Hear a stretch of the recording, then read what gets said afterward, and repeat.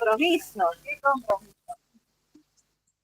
Así que bueno, para iniciar y corresponder con el encuadre de conversatorio, yo voy a tratar de un favor que también ustedes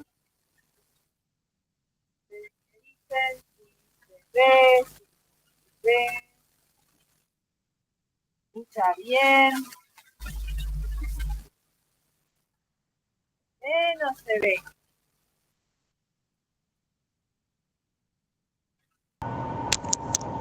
No se escucha.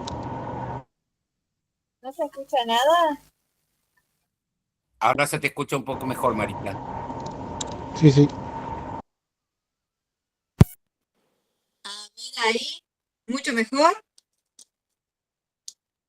Más o menos. Bien. Para dar inicio a este conversatorio, yo voy a arrancar. No sé si poner el auricular, no me funcionaba muy bien recién.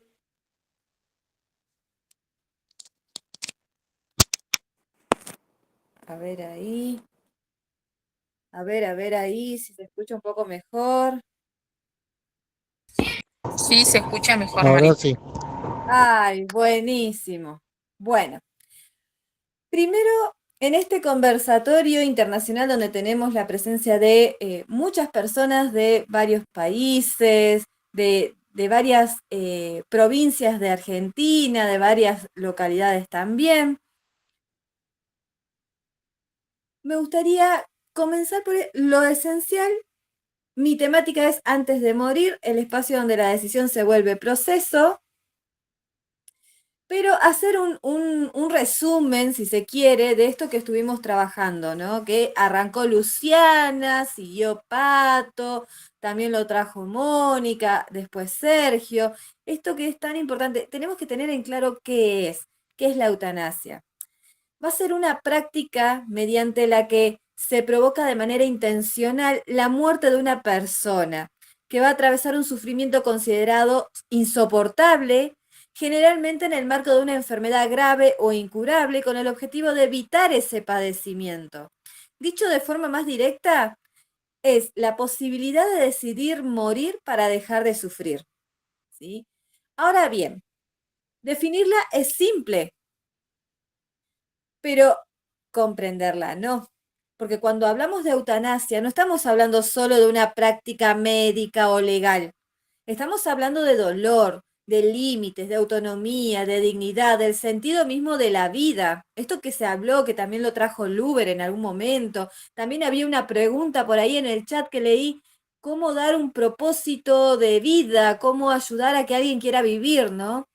Y acá es donde yo quiero detenerme, porque muchas veces el debate se polariza entre el derecho a decidir o la defensa de la vida. Pero en este cruce hay algo que va quedando invisibilizado, si se quiere. ¿Qué pasa antes de esta decisión? ¿Qué ocurre en ese momento previo en el que una persona llega a desear no seguir viviendo? ¿Qué fue escuchado y qué no? ¿Qué fue acompañado y qué es lo que quedó en soledad? También esto es lo que resonó en el chat. Y es justamente ahí donde quiero poner el foco hoy. No en el acto final, sino en el proceso. Porque cuando miramos lo que sucede en los países donde la eutanasia es legal, descubrimos algo que es muy clave.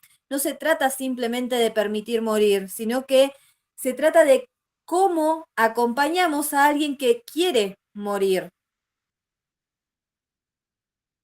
Entonces, volvemos a los términos simples. La eutanasia va a ser el acto de ayudar a morir a alguien que lo solicita en un contexto de sufrimiento que considera insoportable. Y acá van a haber elementos clave. La intencionalidad, ¿sí? Que es la acción que busca provocar la muerte. El consentimiento, que es cuando la persona lo solicita en la mayoría de los marcos legales. El contexto médico. ¿Por qué? Porque, como dijo Luciana al inicio, suele realizarse siempre bajo supervisión profesional. Y se tiene en cuenta en esto que también mencionó ella y que también trajo Pato en algún momento, lo psicológico, el sufrimiento, que no es solo físico, sino que también es psicológico, también es existencial. Y nos vamos a encontrar con diferentes tipos de eutanasia. Hablaron por ahí, estuve escuchando, de la eutanasia activa, pero también hay otros tipos de eutanasia. Tenemos la eutanasia voluntaria, que va a ser cuando la persona exprese su deseo de morir.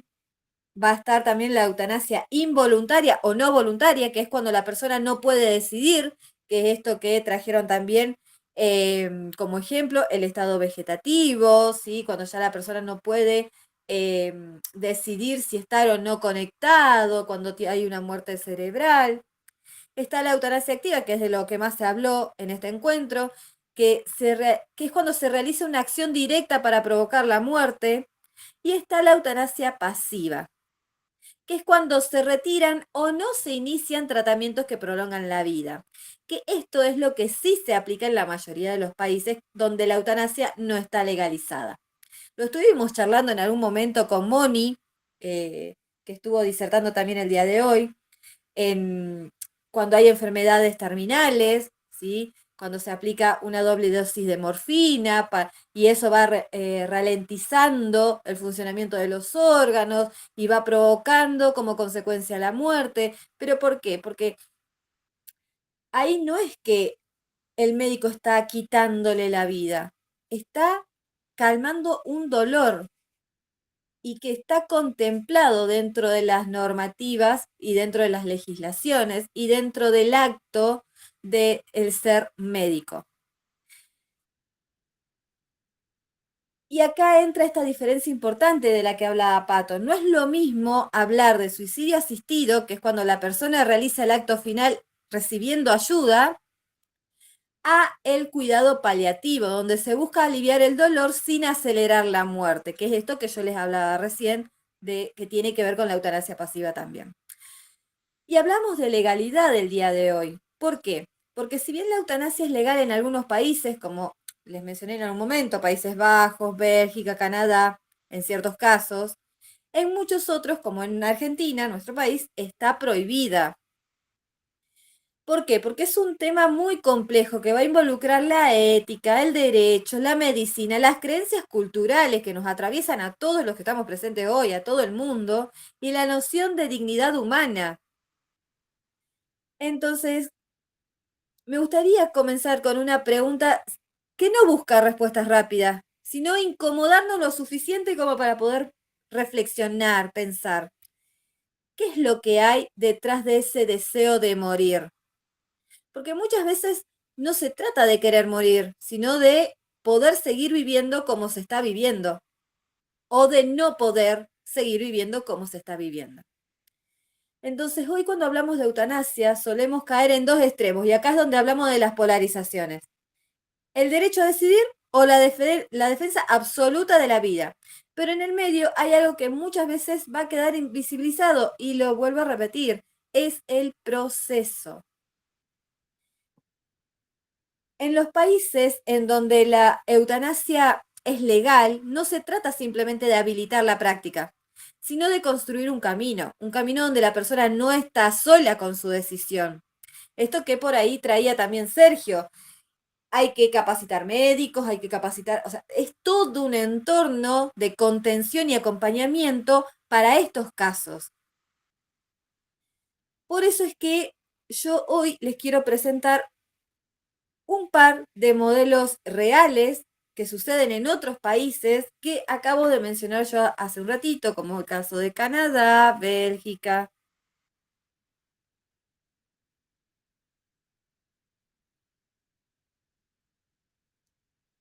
En Países Bajos, uno de los primeros Países Bajos fue uno de los primeros países en legalizar la eutanasia.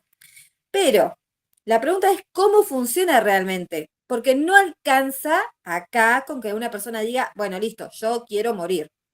Acá se requiere que el sufrimiento sea considerado insoportable, que no haya una perspectiva de mejora, no hay forma que la persona mejore desde ningún aspecto. que la decisión sea voluntaria y sostenida en el tiempo. No es que, bueno, hoy quiero, mañana ya no. Que intervengan al menos 2 médicos, ¿sí? Para acompañar esta decisión y el proceso, y en muchos casos también el acompañamiento psicológico. Así que no es tan sencillo, no porque sea legal es simple. Esto quiere decir que no se ejecuta una decisión, se evalúa profundamente esa decisión antes de llevado a cabo el acto. Por otro lado, en Bélgica, el modelo de Bélgica en sí incorpora algo clave, que es el análisis profundo del sufrimiento psíquico. Porque cuando no hay enfermedad terminal, los controles van a ser aún más estrictos en este caso. Entonces se hacen evaluaciones múltiples, intervenciones de especialistas en salud mental, periodos de espera prolongados para ver si esta decisión se sostiene en el tiempo, si el sufrimiento psíquico se pudo disminuir con tratamiento, con acompañamiento. Y ahí es donde se hace una revisión también constante de la voluntad. ¿Esta decisión es sostenida en el tiempo o no? ¿Pero por qué? Porque se busca garantizar que la decisión no sea un producto de un momento de crisis. Esto que nos hablaba Luber recién. ¿Por qué o cómo aceptar una decisión de eutanasia ante una crisis? Porque si no, como bien decía él, bueno, hoy yo estoy mal, me quiero morir. Voy a un médico, le digo, bueno, sí, aplícame la eutanasia y ya está. Pero después de eso no hay vuelta atrás. No podemos decir, ay, no, ya mañana no tengo más crisis. ¿Sí? Por eso es que se hacen todas estas evaluaciones muy profundas, muy exhaustivas. En Canadá está quizás uno de los modelos más interesantes para lo que hoy quiero plantear. Antes de avanzar con la eutanasia, en Canadá se exige que la persona conozca alternativas. A ver, no es que, bueno, no, tenés esta decisión o esta decisión, no hay otra. No, se le presentan diferentes alternativas.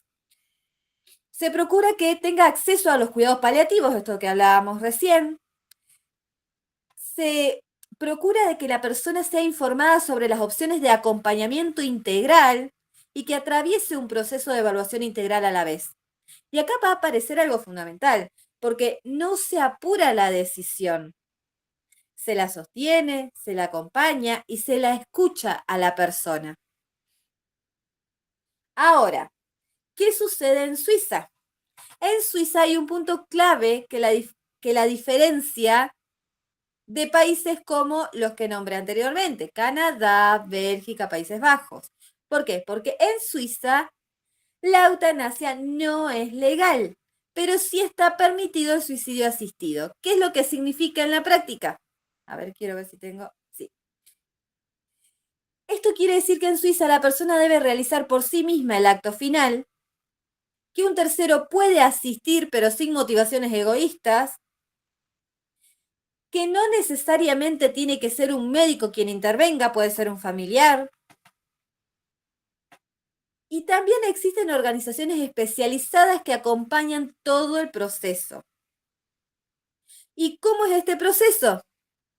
Aunque el modelo es distinto a los otros países, hay algo que sí se mantiene. Se mantiene que no es una decisión inmediata ni impulsiva, no puede serlo. Entonces se va a requerir evaluaciones sobre la capacidad de decisión, si es una persona que está mentalmente capacitada para decidir sobre esto. La confirmación de que la voluntad es libre y sostenida, no que la están induciendo. Se hace un análisis del sufrimiento a través de una evaluación psicológica, psicosocial, y en muchos casos hay acompañamiento médico o psicológico. Acá en Suiza el foco no está tanto en un sistema médico estatal, que es de lo que por ahí nos hablaba un poquito Sergio anteriormente, sino en la autonomía individual. Por eso es que abre debates muy profundos, porque ¿dónde están entonces los límites del acompañamiento? ¿Cómo se va a regular lo emocional? ¿Qué rol va a ocupar el cuidado cuando el sistema no interviene de la misma manera? Entonces, mientras algunos países construyen procesos altamente regulados, Suiza pone el acento en la autonomía y eso nos obliga a preguntarnos por ahí, ¿alcanza con poder decidir o también necesitamos ser sostenidos en esa decisión? Por eso es importante entender que no todos los modelos trabajan igual al anterior o igual que antes. Los procesos cambian, los contextos cambian, nuestra historia cambia. Y no se trata solo de si es legal o no, sino de qué hace cada sociedad con el sufrimiento previo a la decisión. Si miramos estos modelos, vemos algo que es muy claro.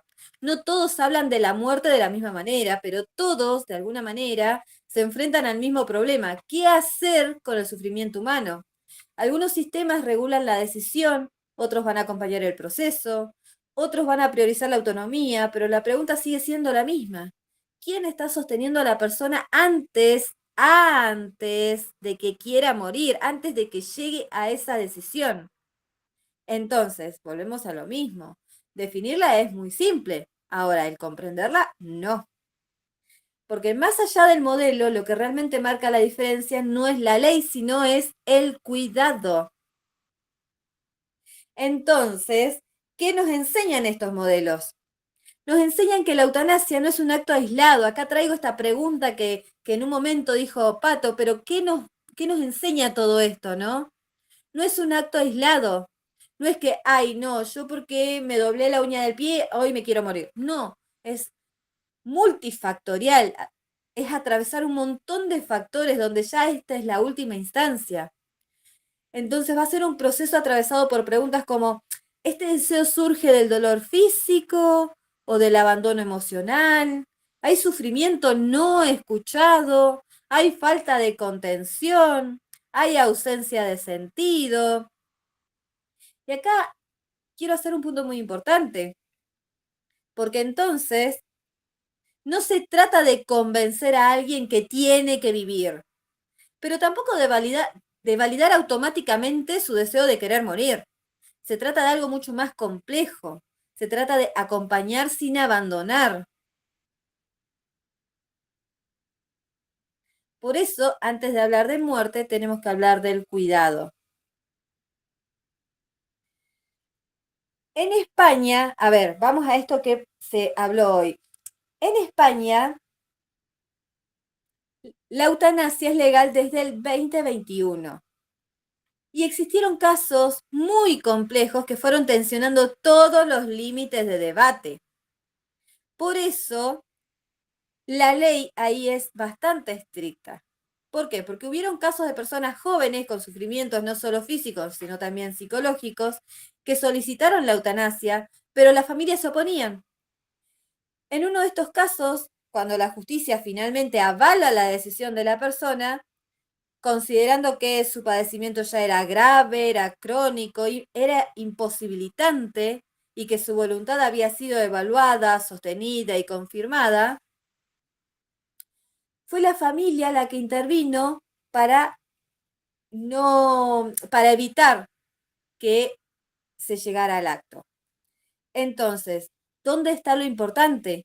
Lo importante no está en el caso en sí, sino en lo que el caso mismo revela. Nos revela el conflicto entre la familia y la autonomía, nos revela la dificultad de evaluar el sufrimiento psíquico, y esto es algo que pasa a nivel mundial, más en nuestro país, que estamos en emergencia sanitaria, en salud mental. Nos revela también el rol del Estado y la justicia, hasta qué punto el Estado debe involucrarse y hasta qué punto no. Y la pregunta más incómoda, ¿quién decide cuándo alguien ya no puede más? ¿Quién sabe? ¿Quién lo decide? ¿Quién puede decir que, fulanito ya no puede más? Así que, entonces, en estos casos nos enfrentan a algo muy difícil. Incluso cuando hay protocolos, evaluaciones, aval legal, el conflicto humano no desaparece. Porque entonces la discusión va a dejar de ser solo si es legal o no.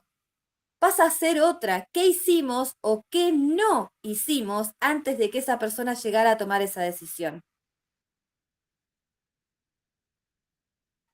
Ahora, ¿qué sucede en nuestro país, en Argentina?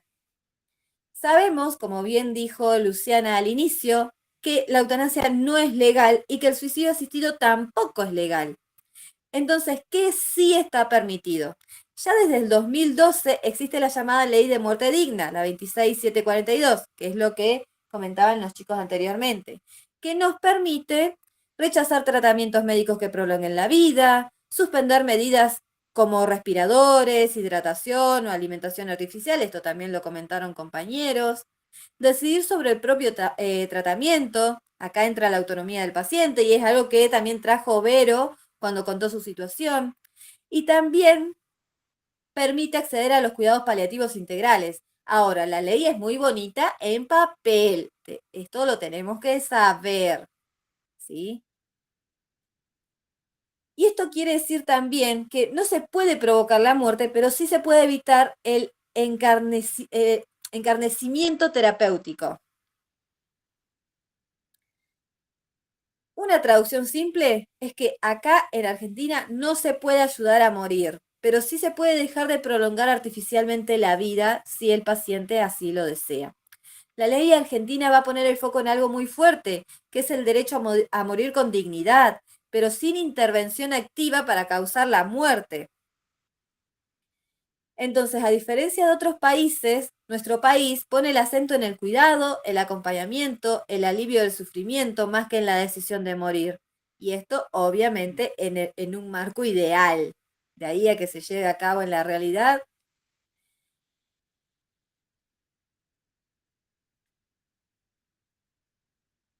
Entonces, esto nos va a dejar con una pregunta muy interesante, que me gustaría que la pensemos, que reflexionemos. ¿Estamos preparados como sistemas para acompañar el sufrimiento o solo para evitar la muerte? Actualmente hay proyectos de ley en debate, el tema se volvió a instalar en agenda, pero todavía no hay una regulación de eutanasia, como tampoco existe el cumplimiento de la ley de muerte digna, no hay equipos de cuidados paliativos integrales, ¿sí? Eh, hay muy pocos profesionales actualmente, y no es porque no existan los profesionales, sino porque el sistema empuja justamente a que estos profesionales dejen de operar adecuadamente. Entonces, me gustaría cerrar con esta frase: cuando el sufrimiento es verdaderamente escuchado, la urgencia por morir muchas veces se transforma. ¿Por qué? Porque cuando aparece la escucha, la contención, el acompañamiento, el sostén emocional, algo cambia. No siempre, pero muchas veces sí. Entonces, desde mi rol como profesional en duelo, en acompañamiento, yo propongo mirar este tema desde otro lugar. Antes de hablar de muerte, tenemos que hablar de cuidado. Antes de una decisión irreversible, tiene que haber un espacio de reconstrucción del sentido. No como imposición, no como obligación, sino como posibilidad. Y si como sociedad no somos capaces de alojar ese sufrimiento, de escucharlo, de acompañarlo, entonces el problema no es la decisión de morir, el problema es el abandono previo. De esta manera, culmino yo con mi presentación.